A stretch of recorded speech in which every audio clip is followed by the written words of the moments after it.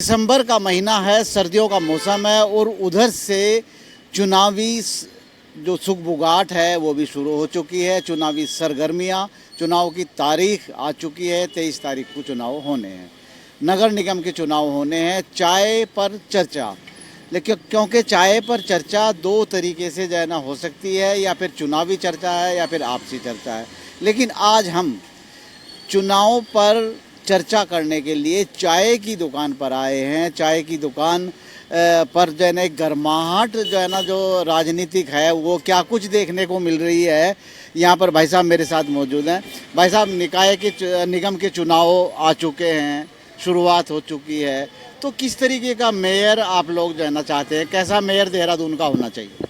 देखिए, मेरे ख्याल से तो जहाँ तक है कि हर शहर का बासिंदा ये चाहता है कि उसका मेयर ऐसा हो कि जो उसकी ज़रूरतें की जो उसकी इच्छाएं हैं जो वो पूरी करे। टैक्सेस में रियायत हो या आपका सुविधाएं मिले, कूड़ा उठान हो, ठीक है ना। और सबसे बड़ी बात इम्पोर्टेंट, क्योंकि मैं एक चाय का ठेला लगाता हूँ, तो एक बड़ा दुखदायी क्षण भी है कि हमें आने वाला मेयर ऐसा हो जो रेडी फीडी योजना जो प्रधानमंत्री की थी उस बात को समझे, उस मर्म को समझे कि वो 10,000 रुपया या 50,000 रुपया उनको कर्जा दिया गया है और फिर उसके बाद उनको उठा दिया गया है, उनको कमाने नहीं दिया जा रहा है। तो विनती सिर्फ नए मेयर से यही होगी जो आए वो इनके भविष्य को भी ध्यान में रखते हुए इनके ऊपर जो कर्जा है वो किस प्रकार से, क्योंकि वो कर्जा लगेगा तो उसके बाद आगे कोई लोन ले नहीं पाएंगे, क्योंकि वो जो नेगेटिव आ जाएगा उनका लोन का अमाउंट। तो मैं ये चाहता हूँ कि सारी चीज़ों में रियायत या सारी चीज़ों में छूट सुविधाएं तो हो, लेकिन साथ में रेडी फीडी योजना का जो कॉन्सेप्ट है उसे पूरा करे और ईमानदारी से। चलिए, चाय पर चर्चा शुरुआत जो हमने की है चाय वाले से ही की है, अपनी बात रखी है किस तरीके की योजनाएं जो है ना होनी चाहिए और कैसा मेयर उनका होना चाहिए। और यहाँ पर जो है ना कुछ बुद्धिजीवी लोग भी यहाँ पर मौजूद है, मैं एक एक करके सबसे बात करूँगा। भाई साहब, चलिए बैठे रहिए, मैं आपको तकलीफ़ नहीं दूंगा। एक सवाल सबसे बड़ा इस वक्त ये है कि चुनाव निगम के घोषित हो चुके हैं और पिछले 15 क्या 16 सालों में एक ही पार्टी का मेयर यहाँ पर रहा है। कैसी उसकी जो है ना कार्यशैली रही है और किस तरीके का मेयर अब आप आगे चाहते हैं? हाँ, आपकी बात सही है कि पिछले 15 सालों क्या, जब से ये इलेक्शन 89 के बाद से यहाँ पर हुए हैं, उसके बाद से एक टर्म को छोड़ के बाकी पिछले वर्षों में, चाहे राज्य बनने के बाद हो, राज्य बनने से पहले हो, एक ही पार्टी के अधीन ये हमारा नगर क्षेत्र चलता रहा। और पहले हमें तो याद है, क्योंकि मेरे फादर जो हैं वो जो पहला बोर्ड था आज़ादी के बाद 1953 में, उसके मेंबर बने थे। उस समय की बात से लेके और आज तक में ये बोर्ड से नगर पालिका और नगर पालिका से अब नगर निगम में परिवर्तित हो चुका है।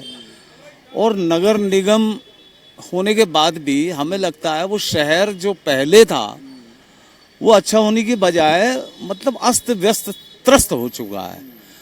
और नगर निगम का अर्थ क्या होता है कि हम, जैसे मेयर आपने कहा, अब ये मेयर शब्द जो है इन्होंने एक वेस्टर्न कल्चर से लिया है। वेस्टर्न जो सोसाइटी है, पश्चिम का समाज है, वहाँ पर शहर में दो लोग होते हैं, एक मेयर होता है और एक शरीफ होता है। तो मेयर की जिम्मेदारी जो नगर की सुविधाएं उनको विकसित करना है, और शरीफ जो होता है उसकी जिम्मेदारी जो है शहर की कानून व्यवस्था नियंत्रण करना। और दोनों मिल के काम करते हैं। और जहाँ तक हम देख रहे हैं, या हम इतने वर्षों से यहाँ देहरादून में रहते हैं, ये नगर निगम बना, पिछले बार इसमें 40 नए वार्ड और जोड़ दिए गए। क्यों जोड़े गए? जब आप जो 60 वार्ड थे, 45 वार्ड थे, तब भी ये वैसा था, फिर 60 हुए, वैसा ही रहा। और 60 वार्ड के बाद आप 60 वार्ड को तो संभाल नहीं पा रहे थे और आपने 100 वार्ड कर दिए। क्यों किए? ये एक बहुत वाजिब प्रश्न है, ये सरकारों से पूछा जाना चाहिए। क्योंकि ये शहर की ज़मीनों को बेचने का एक षड्यंत्र ही मात्र रह गया है। आप ये देखिए कि पिछला जो मेयर थे भाजपा के, उन पर बड़े आरोप लगे हैं। जो 40 वार्ड नए आए हैं उनके वो ग्राम सभाओं की जो ज़मीनें हैं वो सब खुर्द-बुर्द कर दी गई हैं इस पीरियड में, क्योंकि देहरादून जो है वो एक ऐसी जगह हो गई है जहाँ पर केवल ज़मीनों का धंधा करने वाले लोग गाड़ियों में घूम रहे हैं, कुछ अधिकारी घूम रहे हैं, कर्मचारी घूम रहे हैं सरकारी, बाकी लोग यहाँ पर त्रस्त हैं। तो आपको ऐसा मेयर नहीं चाहिए? अब सवाल ये उठता कि मेयर कैसा होना चाहिए। मेयर को पहले इस शहर की जानकारी अच्छी होनी चाहिए, इस शहर की जो समस्याएं हैं, चाहे वो सड़कों की हों, नालियों की हों, चाहे ट्रैफिक की जो आज सबसे बड़ी समस्या बन के रह गई है, उसके ऊपर वो कितना ध्यान दे रहे हैं, क्या कर रहे हैं, इस पर कोई विस्तृत योजना नहीं है। स्मार्ट सिटी, हमारा ये नगर निगम के अंडर का पूरा क्षेत्र स्मार्ट सिटी में आ रहा है, बट स्मार्ट सिटी के नाम पर कोई तालमेल नहीं है, नगर निगम मेयर की कोई दृष्टिकोण नहीं है कि इसको कैसे विकसित किया जाए। स्मार्ट सिटी के नाम पर सिर्फ कुछ बस अड्डे आपने बना दिए हैं, सड़कें खुद ही पड़ी हुई हैं। आप इस पूरे वार्ड का अगर एक जब जाएंगे देखेंगे, आपने देखा होगा जगह जगह सीवर के नाम पे सड़कें खोद दी गई हैं, और लंबे समय से आप एक जगह काम कंप्लीट करते हैं फिर दूसरा काम हाथ में लेते हैं, तब तो वो अच्छा लगता है, नहीं तो इस शहर अस्त व्यस्त त्रस्त जो मैं कह रहा हूँ वो और होता जा रहा है। चाहे वो नगरीय क्षेत्र में इस प्रकार की समस्याएं, अपराध की समस्याएं बढ़ती जा रही हैं, और हमें एक ऐसा मेयर चाहिए जो इन सब से इन शहरवासियों को निजात दिलाए, बल्कि ये नहीं कि वो जो अगर चाउमीन छोछो मोमो बेचते हुए और उसके बाद आज अरबोंपति हो जाए, हमें ऐसे मेयर की कोई आवश्यकता नहीं है। बहुत बहुत शुक्रिया जाना, आप युवा हैं। चलिए और लोग भी मेरे साथ मौजूद हैं, मैं ज़रा जाना बैठ लेता हूँ, क्योंकि काफ़ी कुछ सम्मानित व्यक्ति हैं यहाँ पर जब मैं इनसे बात कर रहा हूँ। प्रश्न सिर्फ यही है सभी लोगों से कि निगम के चुनाव की घोषणा हो चुकी है, तो आवाम को या बुद्धिजीवी लोगों को जो नज़दीकी से इस देहरादून की को 15 सालों से या 16 सालों से देखते हुए आ रहे हैं, पहले क्या था आज क्या है, तो अब कैसा मेयर आप लोग चाहते हैं? जहाँ रही बात है मेयर की, तो मेयर तो जो स्वास्थ्य पे ध्यान दे, यहाँ की सड़क पे ध्यान दे, यहाँ की नालियों पे ध्यान दे, यहाँ के सीवरेज उस पर ध्यान दे, यहाँ का जो पानी है उस पर ध्यान दे, यही तो काम होते हैं मेयर के। और साथ साथ यहाँ की जो ज़मीनें हैं, जो अभी बताया कि 100 वार्ड हो गए, 40 वार्ड हो गए, इसलिए हम कह रहे हैं कि हिमाचल में एक कानून लगता है, हिमाचल की तर्ज पर हम यहाँ भू कानून की बात कर रहे हैं, वहाँ केवल ये बहुत देर में लोगों की समझ में आएगी हम हिमाचल की बात क्यों कर रहे हैं। हिमाचल में एक कानून है, भू कानून, वहाँ नगर क्षेत्र हो चाहे कोई भी क्षेत्र, कोई फर्क नहीं पड़ता है। इन्होंने बीच का रास्ता निकाला, 40 वार्ड बढ़ा दिए, वहाँ की ज़मीनों को खुर्द-बुर्द करने की कोशिश की। तो हिमाचल का अगर कानून यहाँ पे ऑपरेट होता है फरवरी 2025 में, जैसे कि हमारे यशस्वी मुख्यमंत्री जी कह रहे हैं और घोषणाएं कर रहे हैं, और बाकायदा एक आदेश भी कर दिया है कि जिन लोगों ने गलत तरीके से ज़मीनें खरीदी हैं, चाहे वो आवासीय परिक्षेत्र के लिए हो या किसी भी कार्य विशेष के लिए हो जिस परियोजना के लिए ली गई है। अभी हम पूरे उत्तराखंड की यात्रा पे थे, आभार यात्रा में थे। उस आभार यात्रा में हमने देखा अल्मोड़ा, पिथौरागढ़, हल्द्वानी, नैनीताल और गढ़वाल में, रुद्रप्रयाग, उत्तरकाशी, ये सब जगह गए थे। यहाँ के लोग बड़े खुश हैं कि वास्तव में यशस्वी मुख्यमंत्री। एक सवाल बीच में आता है, तो क्या वार्डों की बढ़ोतरी ये ज़मीनों को खुर्द-बुर्द करने की इसके पीछे मंशा राजनेताओं की थी? हाँ, यस, बिल्कुल एग्जैक्टली। इससे पहले जो पूर्ववर्ती सरकार थी या पहले की जो सरकार थी जिसमें त्रिवेंद्र सिंह सरकार में 2018 में उन्होंने बढ़ाया इसको, तो बढ़ाने का मतलब क्या है कि नगर के जो जितने भी मालपुए जानते हैं, मालपुए वाले जो ज़मीनें थी उनको खुर्द-बुर्द करने के लिए, इसलिए हमने हिमाचल की तर्ज पर बात करी। भाई हिमाचल की तर्ज पर हो, सुभाष कुमार की समिति है, राधा रतोड़ी की समिति है, उनसे हमारी बात हुई, किस दौर की बात हुई है, सबने कहा कि बिल्कुल सही कह रहे हैं आप, हिमाचल से भी सख्त कानून हम यहाँ पे लेके आने वाले हैं और इसका डर भी है। आम जन से आप क्या कहना चाहेंगे, कैसा मेयर चुनने के लिए लोग आगे बढ़ें, बिल्कुल स्पष्ट तौर से?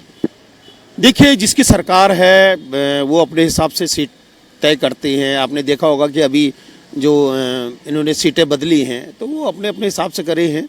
ट्रिपल लेयर की ये सरकार बनाना चाहते हैं, इससे पहले भी ट्रिपल लेयर थी।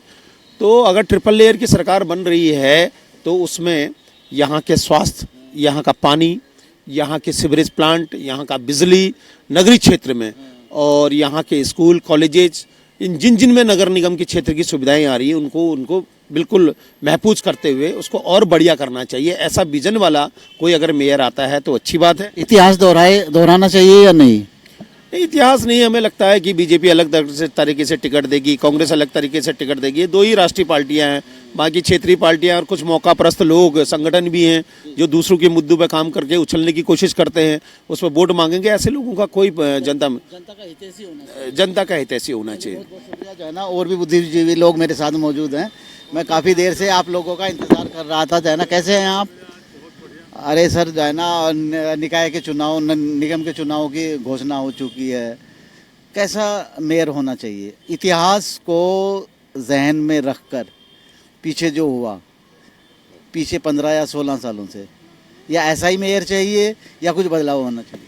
मैं व्यक्तिगत रूप से आपसे अनुरोध करूंगा कि आप अपने चैनल के माध्यम से एक खुली बहस कराएं, जितने भी कैंडिडेट हैं, किसका रोड मैप क्या है वो सामने आ जाए। बिल्कुल सही है। ठीक है ना? किसका क्या विजन है? हाँ, मेरे विद्वान साथी ने अभी बताया, खुर्द बुर्द बात का विषय है, बनने के बाद होगा ये सब।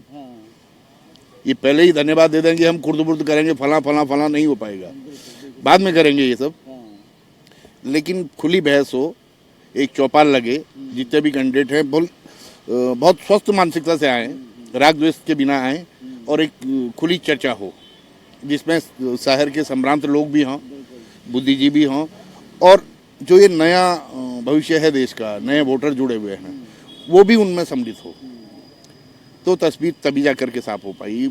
अन्यथा तो आप भी जानते हैं ना, जो जितनी बड़ी थैली देगा उसका टिकट होगा। ये तो राजनीति की परिभाषा बदल गई है।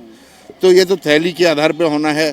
अगर खुली बहस के आधार पे होता है तो आदमी का बौद्धिक विकास भी देखा जाएगा, रोड मैप भी देखा जाएगा, और कमरे के भीतर होना है तो जैसा आज तक होता चला है वैसे ही आगे भी होगा। चलिए, आपने बहुत बड़ी बात कही है। हम अपने संपादक महोदय से इस बात का निवेदन भी करेंगे कि ऐसे लोगों को एक मंच दिया जाए जिससे कम से कम जो है ना, जनता को उनके विजन का पता लगे, सवाल जवाब हो, जैसे विकसित देशों में जैसे होता है कि सवाल जवाब हो, उससे पता चलेगा किसकी बौद्धिक क्षमता क्या है, किसकी कार्यकुशलता क्या है। वो मानक होने बहुत जरूरी है। चलिए, ये एक जो है ना मुद्दा अलग हो गया, हम इसको रखेंगे। लेकिन एक सवाल छोटा सा जो है ना यहाँ पर है, कैसा मेयर होना चाहिए? बुद्धिमान के साथ साथ चरित्रवान भी होना चाहिए। चलिए, बहुत बड़ी बात कही है आपने, बुद्धिमान के साथ चरित्रवान भी होना चाहिए। एक और शख्सियत, बहुत पुरानी शख्सियत है। कैसे हैं आप जनाब? जाना ये बताइए। बढ़िया साहब, धन्यवाद आपका। निगम के चुनाव हो चुके हैं, तारीख भी आ गई है। हाँ जी, हाँ। सवाल ये है कि कैसा मेयर होना चाहिए, इतिहास को आंखों के सामने रखते हुए आप ये सब बताइए। काफ़ी जनता आपको देख रही है, उनको भी थोड़ा सा जो है ना एक गणित समझा दीजिएगा कि भाई अपने शहर को अच्छा रखने के लिए किस तरीके का मेयर होना चाहिए।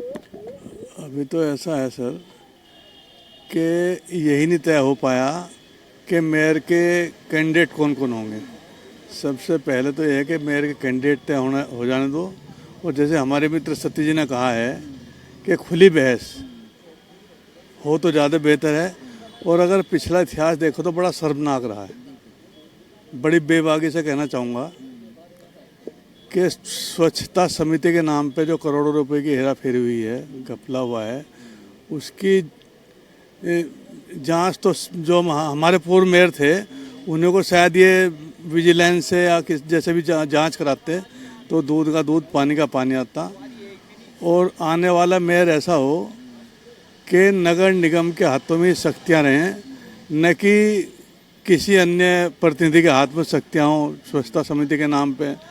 और एक ही जगह केंद्र होना चाहिए जहाँ से जो है पैसे का आना और जाना एक ही जगह से हो, वो डिसेंट्रलाइज ना हो, जिससे जो है भ्रष्टाचार को ज़्यादा बढ़ावा मिलेगा।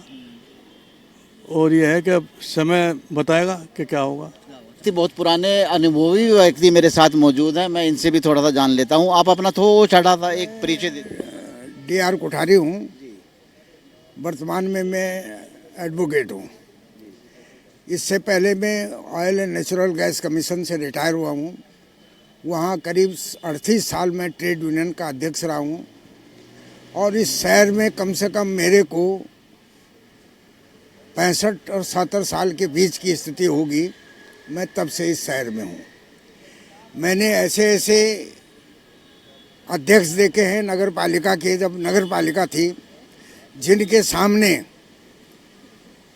बात करने में भी हम लोगों को बहुत दहशत होती थी।